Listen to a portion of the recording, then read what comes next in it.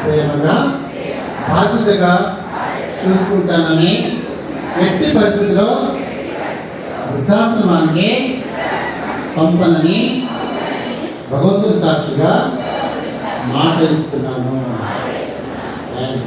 చదువుకుంటాం గట్టిగా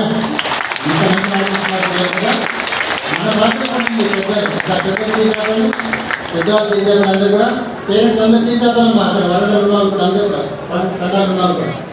ఎందుకంటే మన బాధ్యత చాలా ఉంటుంది. ఒకసారి చేద్దాం, మనం కూడా ప్రతిజ్ఞ చేద్దాం. మేము మా జీవితాంతం వరకు మా పిల్లలకు మన భారతీయ సంస్కృతిని ఎల్లవేళలా అందిస్తామని, చక్కటి సంస్కారవంతులుగా తీర్చిదిద్దుతామని మేము కూడా మా ఇంట్లో ఉన్న పెద్దలను మానసికంగా, శారీరకంగా, డైరెక్ట్గా, ఇండైరెక్ట్గా వృద్ధాశ్రమాలకు పంపి ఆలోచన చేయమని, పంపమని, మా జీవితాంతం మా దగ్గరే ఉంచుకుంటామని ఆత్మసాక్షిగా మాట ఇస్తున్నాం.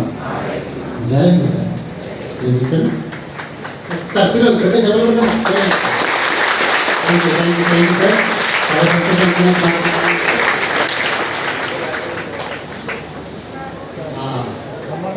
ఇందాక పాట పాడిన వాళ్ళు శంకర్ సార్ ఒక్క మాట ప్రతి చేస్తారు.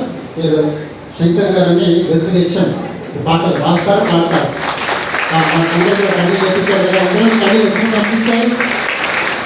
కళ్ళు వచ్చినట్టు అనిపించాయి, వచ్చాయి కదా. అలాగే మధు మంచి సింగర్ అన్న ఇద్దరు ఎక్కువ సపోర్ట్ చేస్తూ ఇటువంటి ప్రోగ్రామ్ స్వామి ఆఫీసులతో మన రాష్ట్రం, తెలుగు రాష్ట్రాల్లో అన్ని స్కూళ్ళలో 800 స్కూళ్ళు చేసినటువంటి ప్రోగ్రామ్. మీలాంటి దీవెనలు కనుకుంటే ఇంకా ముందుకు వెళ్దాం. పిల్లలు ఒక సంస్కారం నేర్పిద్దామన్న సంకల్పంతో చేస్తున్నాం. స్వామీజీకి హృదయపూర్వక నమస్కారాలు. విద్యార్థులు ఒకసారి మీరందరూ కూడా లైన్లో వచ్చేసి స్వామీజీకి నమస్కారం చేసుకొని వెళ్ళాలి. చెప్తారు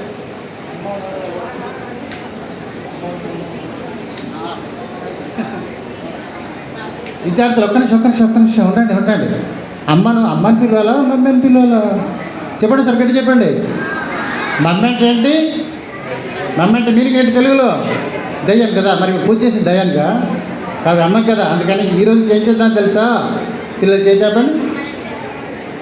మేము ఈరోజు నుండి మా అమ్మా నాన్నలను ప్రేమగా అమ్మా నాన్న అని పిలుచుకుంటాము, మమ్మీ డాడీ అని పిలువము. పెద్దవాళ్ళు చేసి చెప్పండి.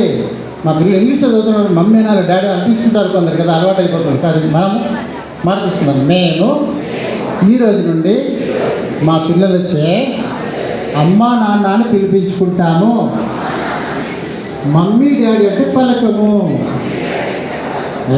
చాలా చాలా ధన్యవాదాలు. ఇంత చక్కటి అవకాశం కల్పించిన రామకృష్ణకి మళ్ళీ రండి. రేపు మళ్ళీ మీకు అందరూ కూడా వాల్యూటీ ప్రోగ్రామ్ ఉంది కాబట్టి అక్కడ ఎక్కువ షేర్ చేసుకుంటారు. మెల్లగా లైన్లో వచ్చేసి స్వామికి బ్లెస్సింగ్స్ తీసుకోవాలని మనకు ఎంత అదృష్టమో.